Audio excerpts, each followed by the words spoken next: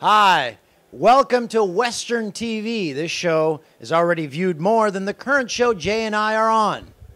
We're here with Sarah, and it's going to be a great episode. Where the hell's the big purple couch, anyway? And who designed this mic flash? Because they did a very poor job.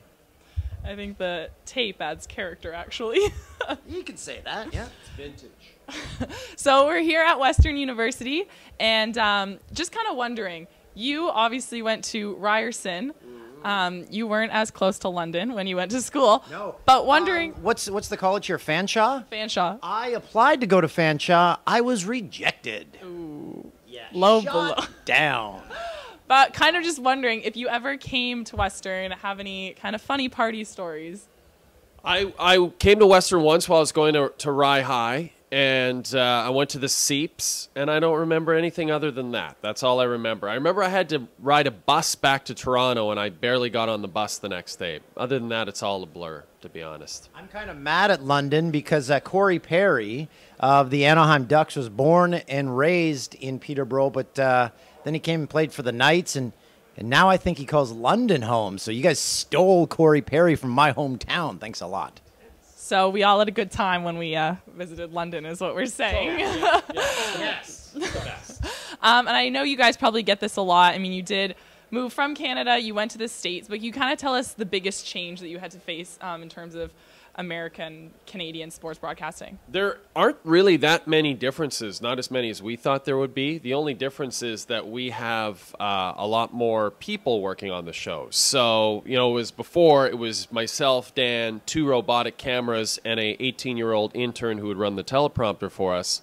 Now we have 20 people doing those 3 jobs. I don't know what the other 17 do, really, but there are 20 people out there. They're all very positive, and they always ask us if we need anything. So it's great. I think they're just bored. They don't have anything to do, so they try to get stuff for us.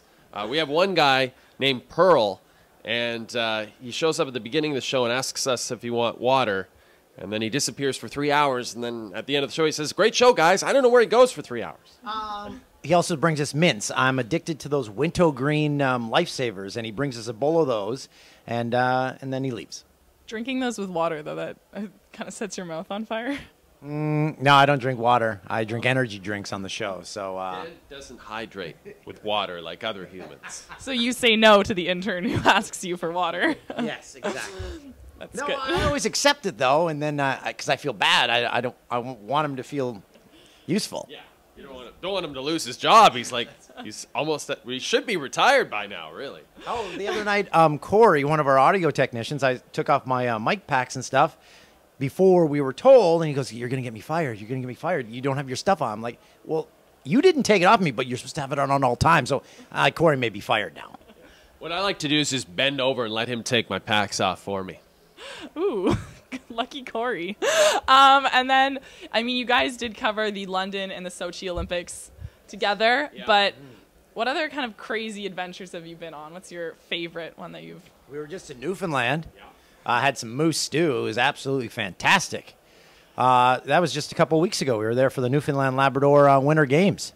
And who knew volleyball was a part of Winter Games? And also, we went to Dildo, Newfoundland, and got our pictures at the Dildo sign. And that's a place, apparently. Kind of final question here is you guys obviously have been on numerous sports shows, have a sports show now and sports podcast, but how much did you really know about sports coming into it? Was there a learning curve for either of you? I just started watching sports 5 years ago, so I'm really trying to get the hang of it now. So that's where I stand. I think if you want to be a sportscaster and you decide that the first thing you need to do is learn sports, you should be a weather person. Yes. You kind of have to grow up watching it and being a sports fan. I always tell people, first on the list, Jay and I are sports fans, and then like 10th on the list, we're broadcasters, and that shows how we broadcast. 11th on the list, we are regular patrons at Jim Bob Ray's. Great. So we were here with Jay and Dan, and I am Sarah, your health reporter for Western TV. You're the health reporter? What? Why didn't they spend the sports reporter? Sports reporter. What? Oh, this is weird. Snagged it.